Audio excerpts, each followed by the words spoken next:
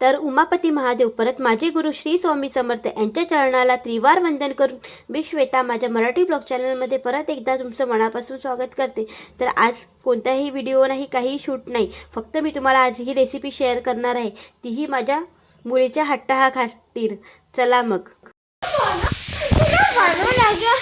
तर तिने आज एकच हट्ट पकडला होता 2 दिवसापासून की मम्मी तू तिखट जिलेबी बनव, तू घणुले बनव। तर हे शब्द तुम्हाला नवीन वाटेल, तर भरपूर जण मैत्रिणी हे बनवत असेल पण त्याला वेगवेगळे नाव असेल। तर चला मग आता मी बनवायला सुरुवात करते। तर ते म्हणजे रस्यातले घणुले किंवा तिखट जिलेबी। त्यासाठी मी घेतलेलं आहे एक छोट्या मिक्सरच्या पॉटमध्ये म्हटलं सगळ्यात अगोदर अद्रक लसूण करून घेते। त्यासाठी मी थोडंसं अद्रक घेतलेलं आहे, थोडं आणि 8-10 लसणाच्या पाकळ्या, परत छान असा हिरवा मस्त असं कोथिंबीर, परत त्यामध्ये जिरं घातलेलं आहे। तर म्हटलं सुरुवात करण्या अगोदर अद्रक लसूण तयार झालं की बरं पडतं। तर पहिले मी अद्रक लसूण करून घेते, त्यानंतर मग माझ्या नंतरच्या रेसिपीला सुरुवात करते। तर मग मधातच अद्रक लसूण वगैरे केलं आणि आज मी तिखट मिठाचा डबा घासलेला होता, तर तोही परत मी म्हणजे भरले नाही होतं त्याच्यात सगळं काही। तर म्हटलं ते पण सगळं भरून घेते, जे काही त्याच्यामध्ये मसाले भरायचे आहेत ते सगळे मसाले मी भरून घेणार आहे। त्यामध्ये हळद, तिखट, काळा मसाला जो आपण गरम मसाला वापरतो तो, परत धने पावडर वगैरे। एकदाच हे आपण काढलं ना की आपल्याला हप्ताभर पाहायचं टेन्शन नाही। हप्ताभर तरी निदान आपला हा डब्बा छान असा चालतो, त्यानंतर परत आपण घासून अजून दुसऱ्यांदा भरायचा। तर माझंही हेच काम राहते। तर चला असा छान असा मी भरून घेते। आणि कसं आहे ना, तिखट मिठाचा डब्बा वगैरे भरला राहिला की ना स्वयंपाक करायच्या वेळेस भाजी वगैरे जेव्हा आपण करतो ना तेव्हा मग अरे हे तर आहेच नाही, मग हे काढायचं आहे, ते तर आहेच नाही, ते काढायचं आहे, मग ना परत ना त्यावेळेस ना आपल्याला खूप चिडचिड होते। आणि हा डब्बा जर असा छान असा भरला राहिला ना तर खरंच आपल्याला मग भाजी वगैरे करतानाही तेवढंच मस्त फ्रेश वाटते आणि छानही वाटते। तर चला मग आता डब्बा भरून घेते। तर सकाळी मला खूप स्वयंपाकाची घाई राहते आणि त्यामुळे मला हे सगळं भरून ठेवणं खूप जरुरी राहते। सकाळी उठूनच पहिले स्वयंपाकच करावा लागतो, मग नंतरची कामं होतात। तर चला मग आता रेसिपीला सुरुवात करूया।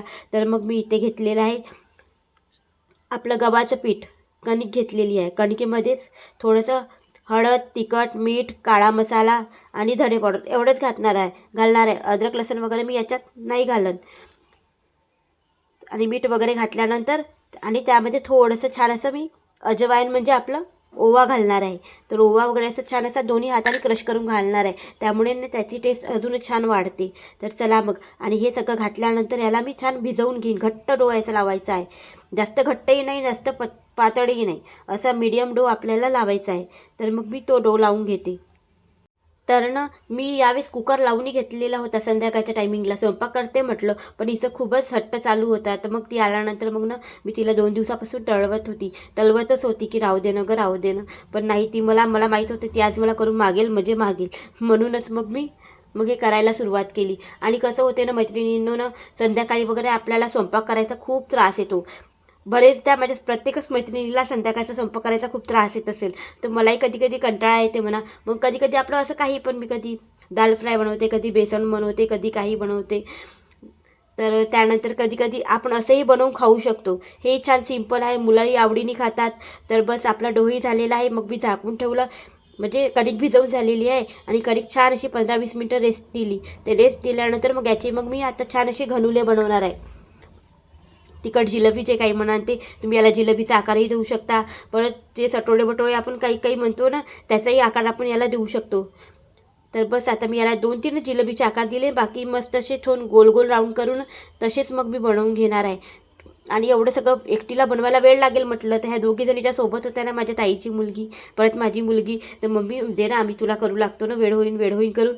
तर बरं ठीक आहे म्हटलं। तर त्या दोघींनीच मला मदत केली आणि म्हणजे तयार वगैरे करताना। तर तू आपलं तोपर्यंत ग्रेव्ही बनव, हे बनव, त्यांचं चालू होतं। नाही गं म्हटलं, तोपर्यंत तुम्ही बनवा, मी पण बनवते। आणि मग मला ग्रेव्ही तयार करायची होती, तर त्यासाठी मग मी हे सगळं इकडे होत होतं, तेवढ्या वेळात म्हटलं आता मी ग्रेव्ही तयार करून घेते। तर बस मी गॅसवर एक छान असा गंज ठेवलेला आहे, त्या गंजामध्ये तेल घातलेलं आहे। जेवढं तेल तुम्हाला आवश्यक वाटत असेल तेवढं तेल टाकायचं।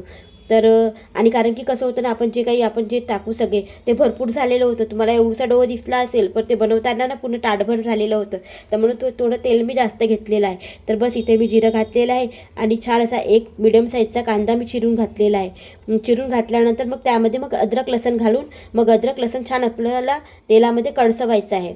आणि कडसवल्यानंतर मग वरतून मग मी टमाटर घातल्यानंतर परत आपल्याला कळसवायचं असतं छान तेल सुटतपर्यंत. जोपर्यंत आपल्या अद्रक लसणला तेल वरती सुटत नाही तोपर्यंत आपण कोणत्याच भाज्या कधीच टाकायच्या नाही.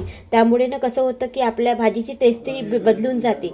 कधी पण अद्रक लसण छान असं कडसलं राहिलं तरच भाजीला टेस्ट येते. तर चला बघू शकता ते वरती किती तेल सुटलेलं आहे. तर आता या स्टेजवर आपल्याला मग मी एका साईडला ना माझ्याकडे खोबरं नाही किसलेलं होतं, मग वेळेवर मग मी खोबरं वगैरे किसून घेतलं. डोल वगैरे आपल्याकडे नेहमीच राहते, आपण कधी पण चतुर्थीला याला त्याला नारळ फोडतो. तर पण मी कधी कधी भरपूरदा किसूनच ठेवते फ्रीजमध्ये, पण यावेळेस नव्हतं तर ते वेळेवर ते पण किसून घेतलं. आणि एवढं मी अर्धा वाटी तरी खोबरा किस घातलेला आहे आणि सोबतच मग खसखस घातलेली आहे. खसखस ही ऑप्शनल आहे, जर तुम्हाला टाकायची असेल तर टाकू शकता, पण माझ्याकडे होतं म्हणून मी टाकला. आणि ना हे सगळ्या गोष्टी तर जेव्हा आपण रसामध्ये सोडतो ग्रेव्हीमध्ये तर खरंच त्याची टेस्ट अजून अप्रतिम वाढूनच जाते, तर म्हणून मी घातलेलं आहे. तर यानंतर मग शेवटी मग सगळं छान असं कळसल्यानंतर मग तिखट, मीठ, हळद, आपली काश्मीरी लाल मिर्च, घरचं लाल तिखट, परत काळा मसाला, धने पावडर एवढं सगळं घालून मग मी छान परत आपले हे सगळे बेसिक मसाले टाकून छान असं होऊ देणार आहे तेलामध्ये. आणि त्यानंतर आपली मग पाणी सोडून ग्रेव्ही तयार करणार आहे. सोबतच आपल्याला चवीनुसार मीठ पण घालून घ्यायचं आहे. चला मग हे सगळं घातल्यानंतर मग माझं ते पण मी जे काही तयार केलेलं होते घनुले ते पण तयार झालेले होते. तिखट जिलेबी म्हणा की काहीही म्हणा, जे काही आहे ते मी तुम्हाला सांगितलं. तुमच्याकडे याला भरपूर नावं असेल, तुम्ही मला नक्की सांगाल की तुमच्या तिकडे तुम्ही याला काय म्हणता. तर प्रत्येक ठिकाणी वेगवेगळे नाव ठेवतात ना त्या रेसिपीला, म्हणून त्याचे वेगवेगळे नाव पडतात.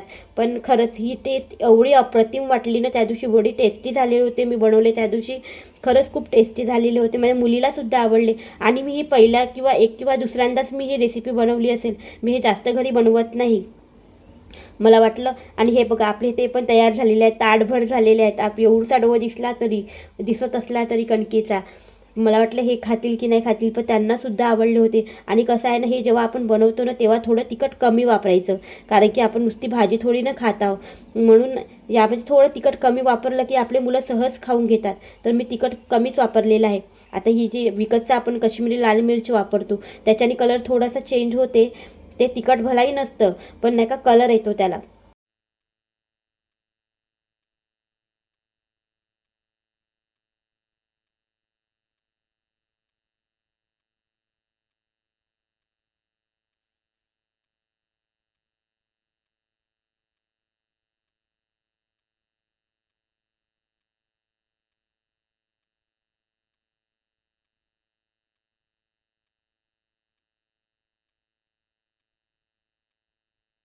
तर मैत्रिणींनो, ही रेसिपी तुम्ही नक्की ट्राय करा.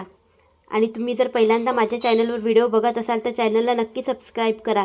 चला मग मुलींना विचारूया, कशी झाले ग? छान. आवडले? खूप मागे लागली होती ना, करून दे करून दे करून दे. आता आवडले का तुला? नव्हे सांग मला. खूपच छान झाले.